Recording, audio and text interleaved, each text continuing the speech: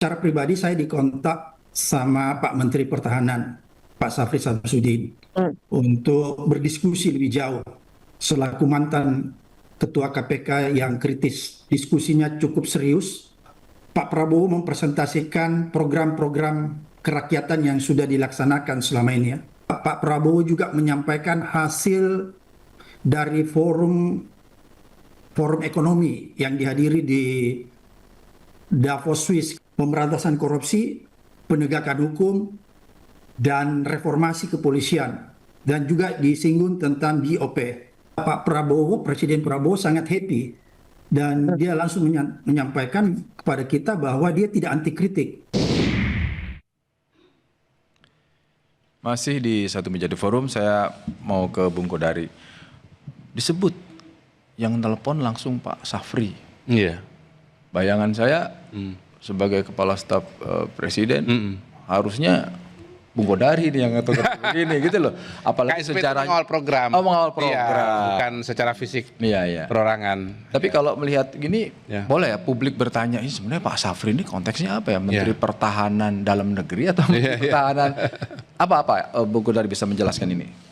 Ya, jadi di Pak Prabowo itu kan ada orang-orang yang pada hari itu mungkin ada sama beliau, lalu kemudian beliau ada keinginan dan Pak Prabowo itu suka spontan.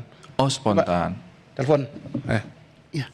Gitu. Saya kira kehadiran Pak Syafri itu sangat tepat ya. Mengapa sangat tepat? Karena banyak beliau bercerita masalah pertambangan, penutupan tambang timah, masalah ekspor, impor gelap, masalah penyitaan lahan-lahan sawit, dan ini semua Pak Syafri yang mengerjakan. garda terdepannya. Sampai ditanya berapa Pak Syafri yang sudah kita sita, berapa ini, berapa masuk duit dan sebagainya. Jadi Pak Syafri karena cerita itu banyak tentang itu. Nah, sampai beliau katakan bahwa duitnya banyak. Tapi yang jadi persoalan, ya mungkin ke depan harus ada perbaikan adalah ketika dalam waktu yang bersamaan konfirmasi ke Mensesnek mengatakan bukan oposisi. Ini kan soal terminologi. Iya, soal terminologi, soal cara baca. Ya. Canda-canda aja. Jadi kadang-kadang gini ya, kita depan wartawan itu juga tadi kita mau nyebut kata apa? Mau kritis jadi mencari kata kritis terus yang keluar oposisi gitu ya. Saya karena punya waktu agak panjang, saya pun juga awalnya podcaster loh. Iya, opinion maker. Itu saya wawancara kapan terakhir saya bilang bukan ya tokoh masyarakat terlalu umum, opinion maker saya bilang. Tapi begitu saya kesini baru sadar ini podcaster. Saya takut atau ada kritis. Nanti giliran berikutnya surveyor. Saya takutnya Bang ngomong pensiunan gitu. Gak apa-apa juga kan. Bebas kepentingan. Saya nggak pensiun, petani itu nggak ada pensiun. Saya petani tidak ada pensiunan dan banyak yang melamar mau jadi petani Pak. Iya. Selesai jadi menteri mau jadi petani. Saya protes sama Pak Prabowo, Pak. Petani itu kayak di second liner ya. Jadi orang kalau nggak terpakai sini menjadi petani. Tapi Pak Susno di ruang redaksi itu guyon ini kayak Pak Susno, terus Abraham Samad, terus satu lagi Said Dudu. Pak Said ya. Itu kalau dilihat-lihat Mbak Wiwi itu dilihat-lihat tuh bukan sering mengkritisi program pemerintah, lebih banyak bicara soal ijazah Jokowi. Loh, ini by monitoring gitu loh. Enggak, saya hampir gitu semua ini saya masuki, terutama pendidikan hukum ya. Itu dibahas nggak Pak di dalam? Ada, disinggung. Gimana Pak kalau boleh tahu? Disinggung sedikit. Saya kira sikap beliau yang paling bagus gitu. Itulah dia menunjukkan kenegarawanan. Dia tidak menyinggung masalah ijazah Jokowi palsu gitu kan? Enggak. Artinya dia katakan di Republik ini banyak yang ijazah, bukan ijazah Pak Jokowi ya. Bagaimana Pak? Ulangi Pak. Masuk katanya, di partai saya aja ada yang gelarnya profesor tapi hanya foto doang. Gitu. Apa?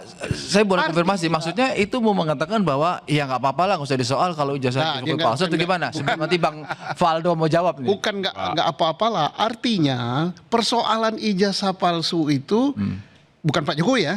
Di Republik ini banyak bener. Kalau dicari mungkin nggak muat lah di penjara kalau mau dimasukin semua. Gitu ya. Tapi kan dalam pertemuan itu konteksnya kaitannya dengan ijazah Pak Jokowi kan. Kita singgung sedikit, tapi artinya beliau itu masih banyak di masalah negara ini yang lebih penting daripada masalah itu yang menyita energi. Itu saya melihat kenegarawanan. Poinnya itu ya, kenegarawanan beliau itu. Dia paparkan kita masalah ini menghadapi perang dunia ketiga loh. kita APBN kita hanya 3.700 triliun, padahal duit kita itu bisa 15.000 triliun setahun. Kita berbicara itu, SD banyak yang roboh. Ini makan energi. Nah, saya pikir, ini hebat kenegarawan. Termasuk ini Pak Susno, yang seorang saya mau konfirmasi sekaligus. Katanya bisa dibilang kesimpulan, tanda kutip ya. Bahwa soal reformasi Polri itu ada dua. Satu bermula dari pucuk pimpinan, yang berikutnya adalah soal kedudukan, tidak harus di bawah presiden. Ya, itu di situ. Itu gimana persisnya? Jadi begini, reformasi Polri itu dalam ngomong-ngomong kita itu kan, karena kita ngomong itu kan tidak kayak pakai moderator gitu kan. Itu sangat penting dan beliau menyambut positif sampai dibentuk suatu komite percepatan reformasi Polri. Nah, pertama mengenai posisi, ada beberapa masukan. Ada masukan bahwa di bawah suatu kementerian, ada di bawah presiden. Nah, namun kita usulkan tak perlu kita terbawa kepada di mana Polri itu berada. Oh, soal kedudukan. Nah, soal kedudukan yang diminta oleh rakyat itu adalah profesionalisme Polri dan perilaku Polri. Bagaimana sinyal presiden di dalam pertemuan? Nah, beliau katakan beliau terima masukan dan akhirnya kita berpendapat bahwa Pak, reformasi itu sukses manakala ditandai dengan pimpinan. Karena semua di negara ini, di luar negeri, keberhasilan reformasi itu ditentukan oleh orang pertama. Dan beliau sependapat juga. Kapolri maksudnya? Ya, orang pertama siapa lagi di Polri? Susnola sudah selesai. Iya. Okay. Nah, karena ada orang bertanya, apakah Kapolri diganti? Ya jelas, mana mungkin Kapolri akan seumur hidup. Kan tahun 2027 akan pensiun kan? Gitu. Ya tapi orang kan ingin cepat. Nah, cepat apa tidak itu kan hak prerogatif presiden. Tanpa kita dorong, beliau udah tahu bahwa arahnya ke sana.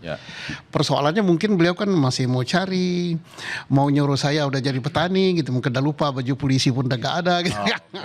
Bung Faldo, ya kan masih PSI kan partai koalisi kan? Iya dong. Iya dong, paling depan sering bela. Yang kan memastikan aja. Paling sering membela. Oh iya betul. Gini, sudah tadi ada pertemuan, ada banyak isu juga. Saya melihat bahwa PSI seringkali muncul itu bukan dalam konteks pembelaan, tapi seringkali memberikan pendapat-pendapat, misalnya reformasi Polri tidak menukik tegas seperti 4 tokoh yang dipanggil itu gitu. Misalnya sudah berani menyebutkan langsung kepada pimpinan kedudukan. Apa sebetulnya yang jadi pertimbangan PSI, ada atau tidak ketika bicara soal dukungan membangun narasi terhadap pemerintahan Pak Prabowo ini? Nah, kalau kita sih dari awal memang posisinya jelas ya Mas ya. Maksudnya kalau kasus reformasi Polri ya kita tegak lurus lah sama apa yang diinginkan oleh Pak Prabowo. Termasuk kita mendukung program-program prioritas Pak Prabowo. Dalam derajat tertentu bahkan kita juga di depan untuk membela program-program itu di dialog-dialog di TV-TV ini. Sebenarnya kita nggak ada keraguan sama sekali sih. Tidak ada keraguan sama Kenapa sekali. Tadi saya bertanya itu? Karena begini, selalu ada asumsi bahwa PSI ini kan masih membawa pesan kuat dari Solo, Pak Jokowi. Nah, juga dalam beberapa hal mulai dilihat ada sedikit perbedaan gitu. Saya bertanya apakah PSI kemudian ada rem tersendiri, tidak seperti partai yang lain karena ada faktor Jokowi?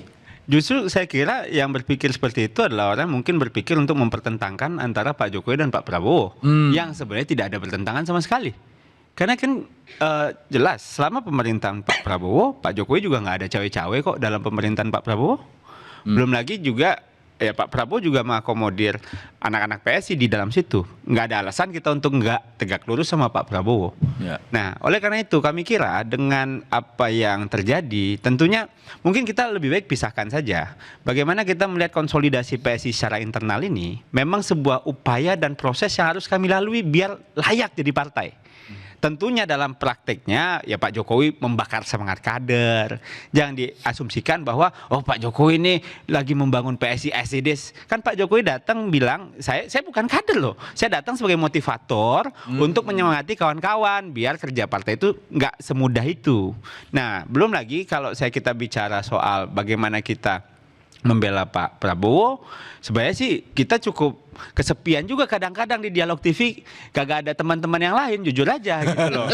Paling stafnya Bang Kodari, kan saya dalam prakteknya kan saya nih yang ke lapangan. Saya kan ketua DPP bidang komunikasi publik, jubir. Mana nih yang lain nih? Berarti jubir PSI dan KSP gitu ya? yang saya lihat gitu. Ya paling dari timnya Bang Kodari, kadang dari kok sepi gitu. Nah, yang jadi pertanyaan publik dan termasuk saya juga ingin tahu, sebenarnya PSI dalam pemerintahan Prabowo Gibran itu fokus untuk programnya atau memastikan bahwa 2029 Pak Prabowo dengan Pak Gibran lagi. Tapi jangan dijawab dulu, kita akan kembali. Izinkan saya menjawabnya nanti. Oke, kita akan kembali.